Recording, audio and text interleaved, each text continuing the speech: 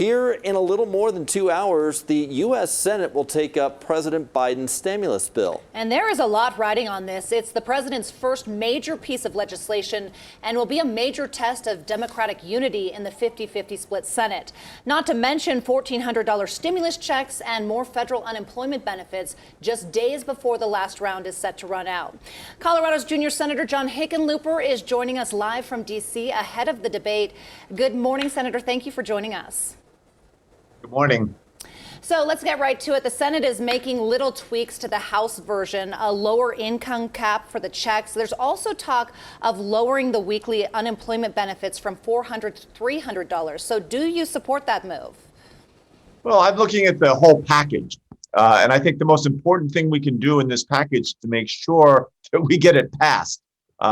We've got to continue what the Biden administration has begun, this acceleration of making sure everyone gets shots. You know, the news earlier this week that by the end of May, everyone would have the opportunity to get a shot.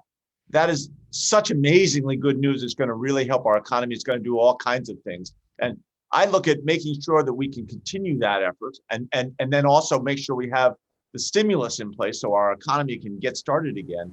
That's the crucial thing. So, you know, $400 to $300, certainly in certain states, that makes a big difference. Some of the smaller states where their unemployment is already at 3%, it's easy to see why they care so strongly about that.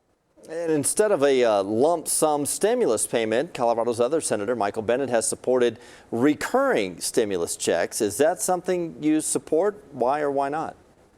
Well, that's what Michael Bennett's looking at, or his main focus. I shouldn't say what he's looking at. I've got to learn my lessons here as a junior senator.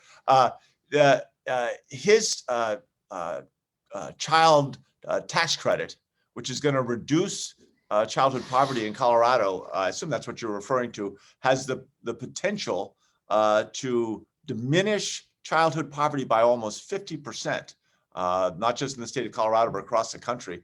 And that would have a monthly recurring payment for families. That's a big deal. That allows families the ability to, to take care of their children and to function successfully in the modern world.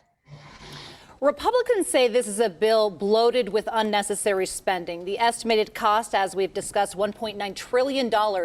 For example, money is set aside for a bridge to Canada and hundreds of millions of dollars to help preserve Native American languages. So what do those have to do with COVID relief? Well, there's a lot of stuff in this bill that's not necessarily COVID relief, but it is stimulus to make sure that we get going after, as we begin to succeed in our war against COVID.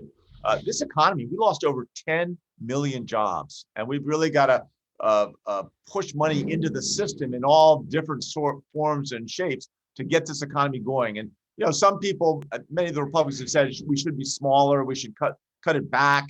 My sense is that we need to, if we're going to make any mistake, we should err a little bit on the too large side. If we don't get this right, we put a whole generation at risk. There could be 10 years of a lagging economy that would be, it would be very challenging for our young people that are right now just getting out of high school or getting out of college and beginning their careers. We need to get this economy going. And if we do this right, and I think we are doing it right, we'll have an economy that is jump-started, is growing rapidly, and is going to create opportunity for everybody. And the tax revenues and the GDP growth is going to help.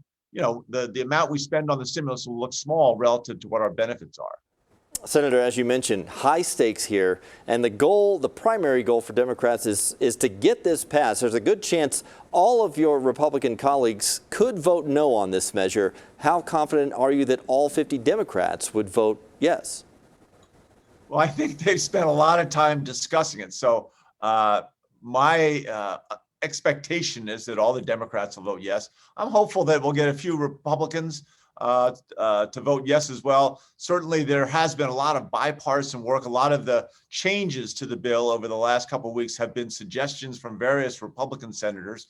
And I think if you look at the polling, I mean, some polls have the supported up over 75% for this bill. Over 40% of Republicans support the bill, and even larger numbers, certain parts of the bill. So this is a bipartisan bill, even if for political purposes, the Republicans in the Senate say, well, not one person will vote for it. It's still a bipartisan bill.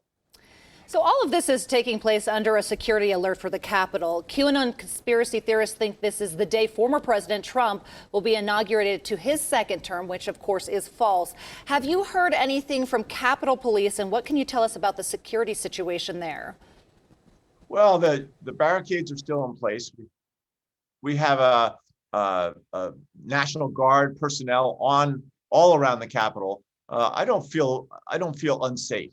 I think we've got plenty of security in place, and we're much more vigilant now than we were on January 6th, and that in itself makes me feel a lot safer.